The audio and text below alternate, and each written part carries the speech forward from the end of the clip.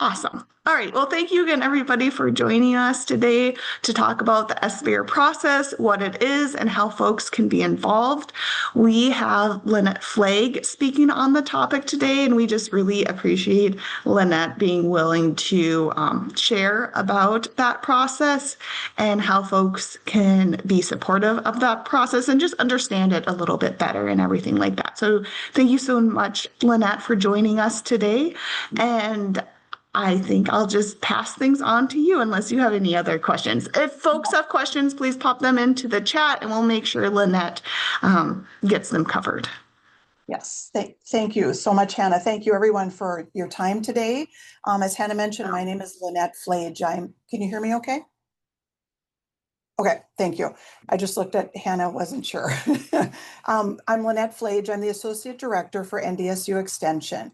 I've been with Extension for about 32 years, almost 32 years, started as a county extension agent, served in a number of roles in our system, and it's just my pleasure and honor to be serving as the Associate Director right now and partnering with our soil conservation districts, with our State Soil Conservation Committee. Just really pleasure to, again, do this work on behalf of the people of North Dakota. So what I want to share with you today, SBARE, the State Board of Agricultural Research and Education, is going to start their listening sessions so we can prepare for the 2027 legislative session.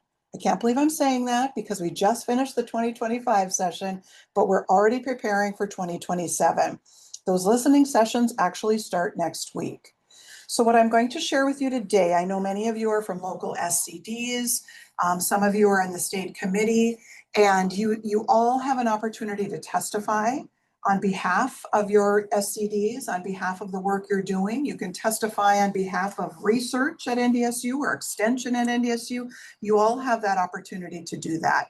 What I want to share with you today is a little PowerPoint. It's a bit about our history of extension and the SCDs, or the state committee, and then how we got connected, and then how we work through this SBARE process. So some of this may be familiar, but others this may be new to you. So that is my plan, just to share a bit more about, again, history. I guess I've titled it History and Opportunities, because that opportunity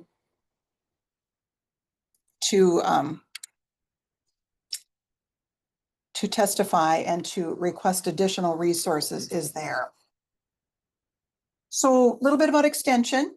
Many of you may be familiar with NDSU Extension. We've been around for 111 years now. We're getting up there past the teenage time. We were created in 1914. There was a federal act titled the Smith-Lever Act that really put into place a system that would bring the university's research out to the people of the state, mainly in the areas of agriculture, natural resources, community vitality, family and consumer sciences, and 4-H. Some of you may have been involved in 4-H. You're familiar with this. You may be familiar with one of these areas we work in, not others, but these are still the areas that we put the most emphasis on in the work that we do, that we bring out to the people of the state of North Dakota.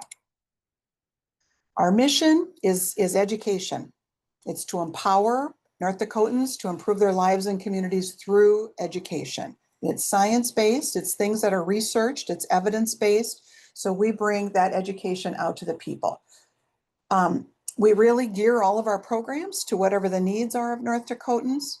I'm so proud to say that we're in all 53 counties in North Dakota. We bring the information out from the team that you see here online, as well as many campus-based researchers, many at our research extension centers, to all 53 counties. We have a presence in all 53.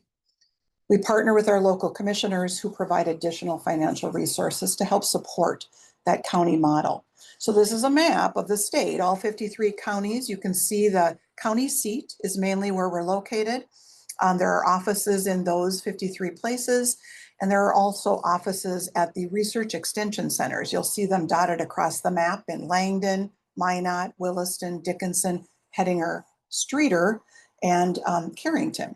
So just really, again, proud of the network that we have, proud of the partnerships that we do provide, and proud of the education that we can provide to people. That's really our job, is that education piece. and trying to prevent challenges from happening. So the State Soil Conservation Committee, as you're all aware of, was really created in 1937, so not too long after Extension got started. And initially the committee was consisting of the governor, the state ag commissioner, the director of NDSU Extension, and one member appointed by the US Secretary of Ag. So there were 4 individuals that were on that State Soil Conservation Committee. Today, now the membership has changed a lot over the years, but today it consists of 5 elected members, and you know who those folks are, 1 from each of the 5 areas and 2 governor appointed individuals. So your state committee is running and managing the dollars that are received then and distributed to local SCDs. So in 1997, though, the state committee became a division of NDSU Extension. Weren't a standalone agency. We were really partnering on a lot of the work, and our responsibility, Extension's responsibility, was to provide support to the state committee, to make sure the sand and gravel report's done, to ensure that the elections are managed and recorded, to make sure that the funds that are distributed through the legislative process are distributed appropriately. So those are the things that we do. Paula, as you know, and Amber are located in Fargo. They do the management of a lot of that work. And we have others on the team as well, but those 2 are responsible for the assistance and facilitation of the state committee. There was a legislative management study done in 2017 on the state committee. Some recommendations were made, but the continued partnership with Extension was recommended. 100% of the funds that come, so the budget for the state committee, the dollars come legislatively through Extension. 100% of those dollars are distributed. We don't keep any of those dollars in Extension. All of them are distributed to local soil conservation districts. We cover the cost of the personnel that do this out of our budget. All of none of those dollars are taken and used for the dollars that are received by the state committee are totally granted out. And so we're proud to be able to do that, get that local assistance as needed across the 54 districts. So again, here's I guess another note that 100% of those state appropriated grant funds go directly. Right now, that amount is $1.361 million for the biennium. That total dollar amount, again, goes out to the local districts. We're covering the full-time positions for Paula and Amber. And so we also cover their operating expenses. So just want to make sure everyone recognizes and is assured that the requests that you're putting in to SBARE that go to the legislature, eventually all of those dollars are going to the local districts. Whatever those requests may be, they're going right back to the State Soil Conservation District for distribution. A little bit about what we're responsible for. The leadership education is a big part of soil and water leadership education is a big part of our work. We have Hannah and Lindy on board now, as well as Leslie. We've got many people involved in a lot of education that we're providing to local soil conservation districts. And then again, helping with the facilitation and the management of the committee. This is a slide that can show you a picture a bit of how the appropriated funds have come into the State Soil Conservation Committee over the past 10 years anyway, rather like the last 8 biennia. Even before this time when things were started, I went back in history, and in 2005, there was $630,000 distributed to the State Soil Conservation Committee. That was for the biennium. And that was distributed, so half of that each year. Now we're up to 1.361 million, and half of that again gets distributed each year. So that's for the biennium. But you can see where the changes were made. There were some leaner years in 2015, 2017, 2019, and then things started to come back again. They affected our budget as well, Extension's budget as well. So just wanted to be really clear and open about that. This affected all budgets on all sides. everyone really pretty much at the same percentage. So on to the legislative process. You see a little bit about the history. Now for the opportunities. Instead of going directly to the legislature, as many we used to do back in the 70s, 80s, and prior even, in the early 90s, SBARE was developed, the State Board of Ag Research and Education. They're developed to really review testimony prior to going to the legislature, helping extension and research determine priorities. Then they bring those priorities to the legislature with testimony from stakeholders like yourselves, to ask for resources for that coming biennium. So the State Soil Conservation Committee work is included in our ask. It's included in our impact reports to the legislature. It's included in the information that we provide because we are partners on this. And so we make sure that that is included as well. In 2025, there was a request for additional funds for the State Soil Conservation Committee. There was additional funding requests for extension, for positions as well as operating. In the end, extension did get a position for a biofuels specialist. We also had an overall decrease in our budget of 4%. So we're in the process right now of doing a number of cuts. We've just finished a voluntary separation incentive program for personnel. We're trying to reduce our budget by 4%. We have to do that before the biennium ends. And so there are a lot of things in place that we are working on right now. Just in all transparency, making sure that everybody understands we are dealing with that now.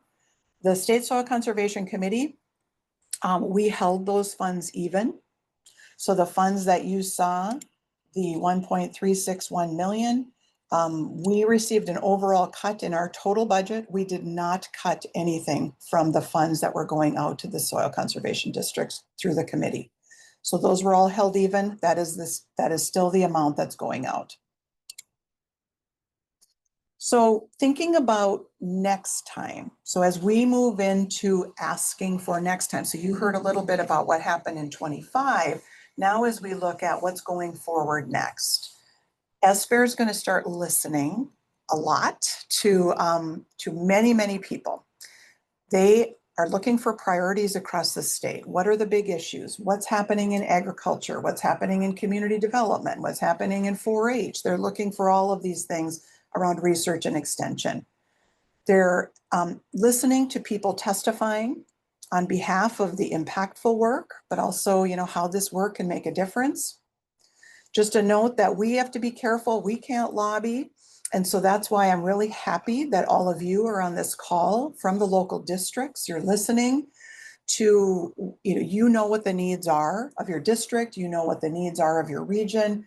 You can come in and talk about, here's what you're requesting and here's what you need more of. So we're careful. I put this slide up because we do have to be really careful who can really come and provide testimony. So we don't have Paula coming in with testimony or Hannah or Lindy, but all of you that are the local districts, you're representing the districts, the association, whatever the case may be. Those are the best folks to come and testify to SBARE. You know really what's needed, and you're the ones that really can come in and provide this testimony. We're here to help, we're here to guide, we're here to give advice, but at the same time, we have to be very careful how that testimony comes, and we ask others to come in and provide that testimony. And believe me, it comes across much better when all of you are providing the testimony. So here's the dates for input sessions for testimony to SBARE. Next week, SBARE will be in Dickinson on September 9th. They're listening to testimony all day. I understand the schedule is pretty full already for verbal testimony, but there are other dates as well. November 13th in Minot and December 10th and 11th in Fargo. So people can do input verbally on any of those days. You do have to sign up and you get 15 minutes. If you go quicker, that's okay, but they kind of cut you off after 15. And the SBARE chair is the one listening or monitoring, facilitating the conversation, facilitating the testimony. There's an opportunity to get up there and do the testimony verbally. And what's nice about verbal testimony is you also can answer questions. So if SBARE has a question, you can answer those questions as well. You'll notice though that there's a page, there's a submission portal. You can sign up for verbal, online, or email testimony. You don't have to do it verbally if you'd prefer not to.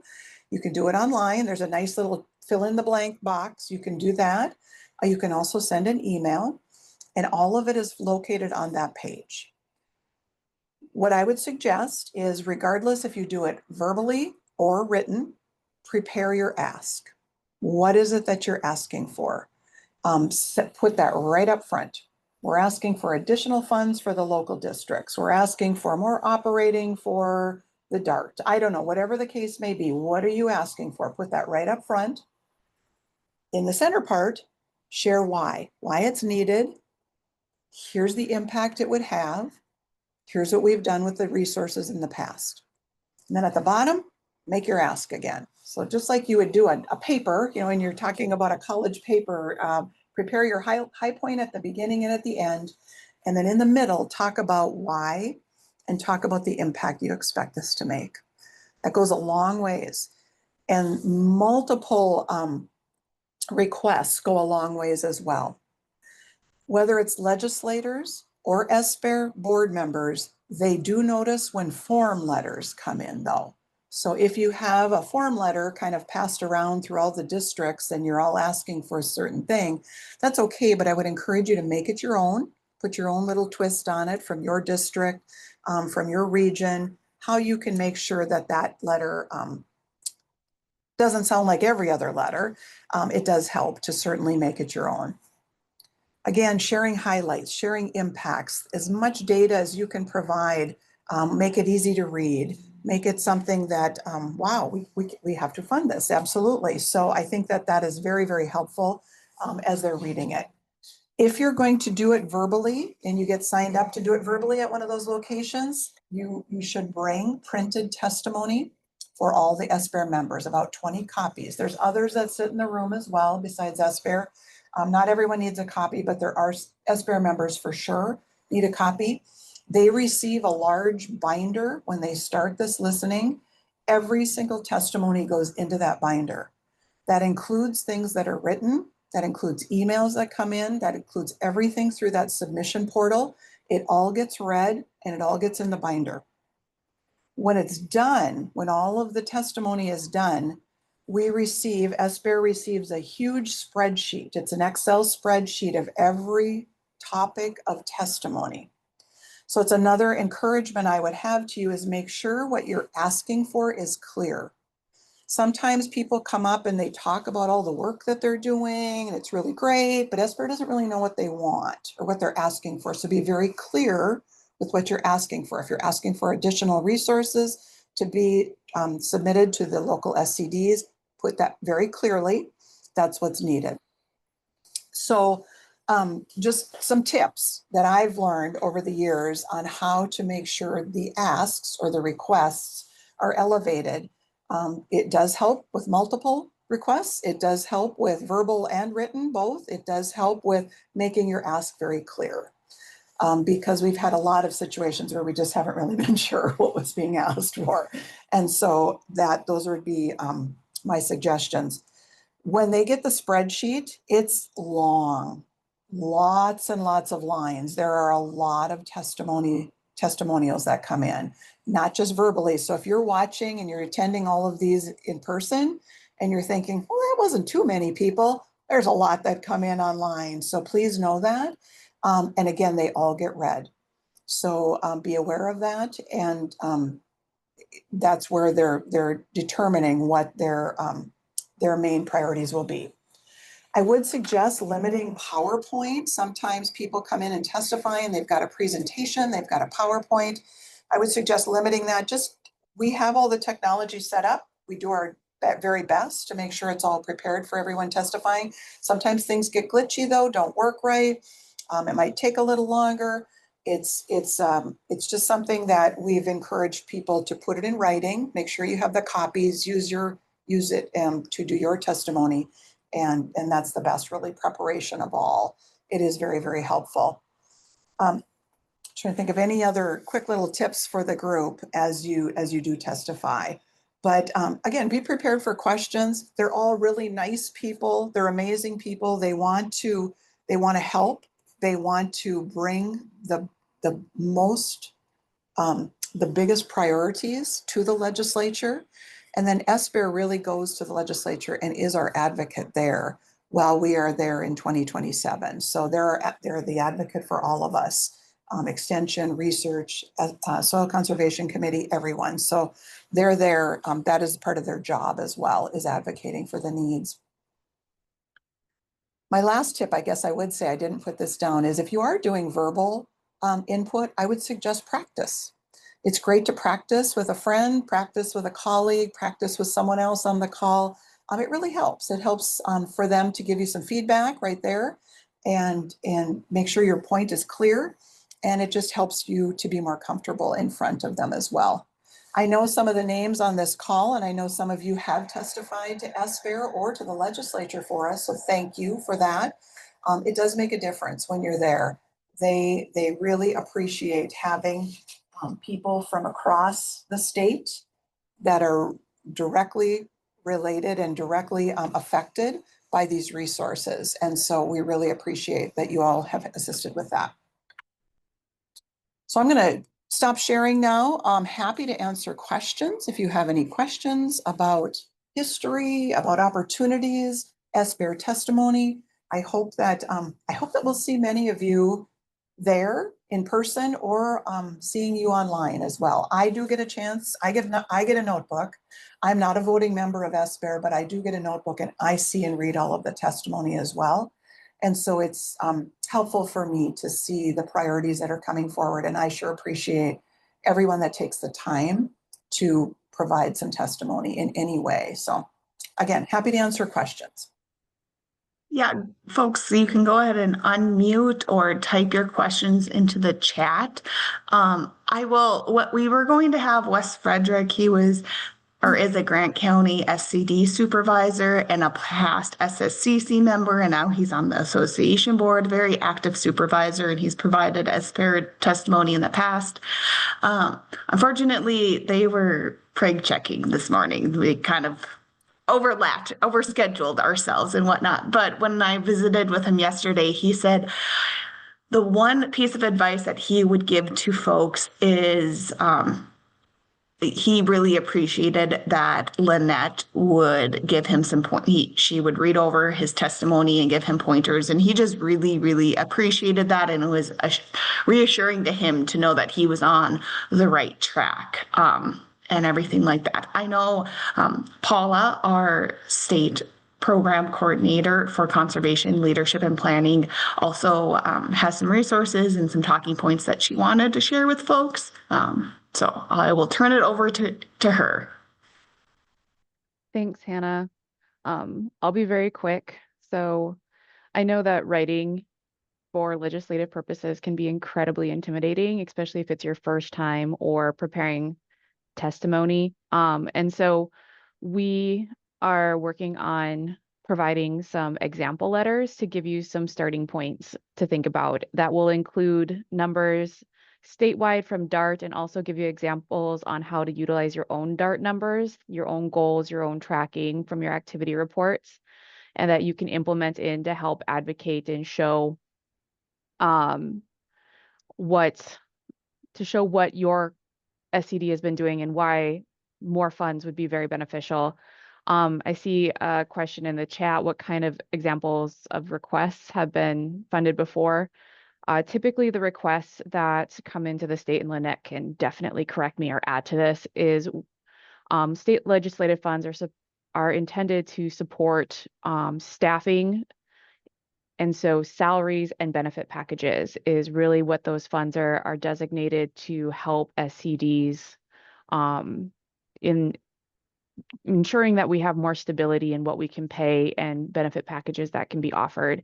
And so typically we have presented examples of how much money SCDs are getting in support and then requesting more so that our SCDs can pay fair salaries with fair benefit packages that make you competitive, which is always where that ask has been centering in all the past testimony that I have seen. And so that's in these example letters, that's what we are highlighting. But again, form letters tend to read bland and look like template letters. And so we want to spark ideas, to use a 4-H term.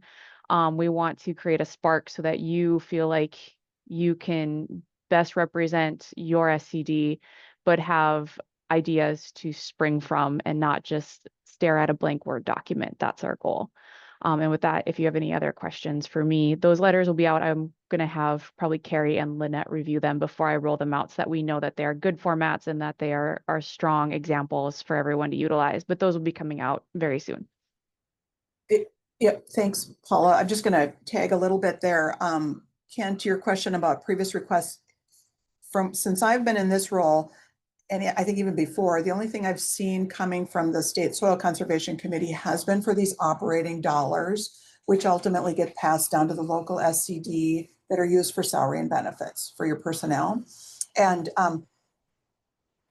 they get asked for as operating. And I think if there's ways to kind of jazz up, all right, what is that doing? And so how is that helping? That is helping absolutely with the salary and benefits, but to have those people in place on the ground in the district, then they're able to work directly with the farmers. They're working with the youth in the schools. They're making an impact by planting more trees. Looking at a lot of the DART data, I think is really great too. That actually is very impressive when the legislators look at that and they say, whoa, how many acres were planted? How many trees were or how many acres had conservation practices on them, how many trees were planted. It's impressive.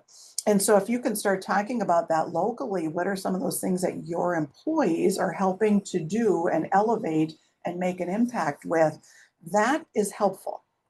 And so, but it has been for the most part asking for it kind of operationally to continue the work of the local SCDs.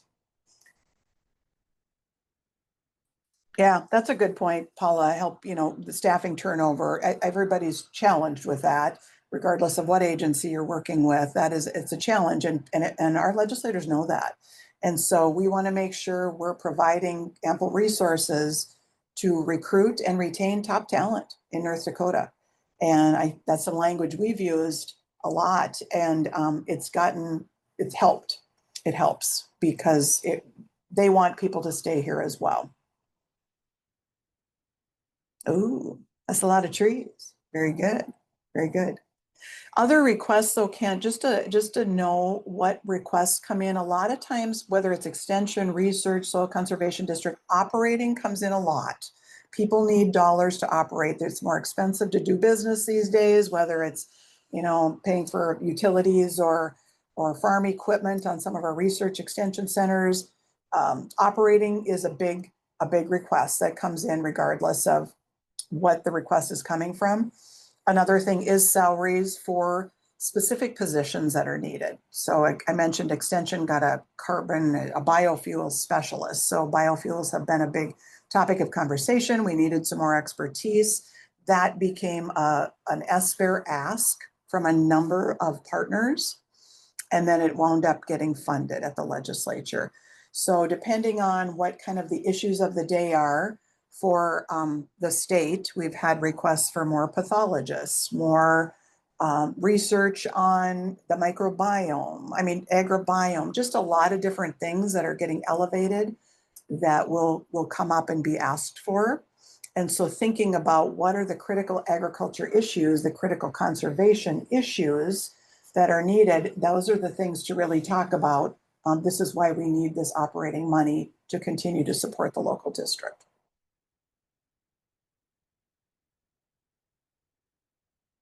Great question. Any other questions? Okay, well, while we wait for a few more questions to potentially pop into the chat, I'm going to go ahead and just share my screen and share the contact information for our soil and water conservation leadership and planning team. And if additional questions pop up, please feel free to reach out. We are all definitely here as a resource and want to help folks feel comfortable just understanding this SBARE process and how they can be involved in being helpful and whatnot, and just what other conservation SCD questions that pop up. We're definitely here to help. So that's the list of contact information that you can reach out to folks with questions. And then I'm going to stop the recording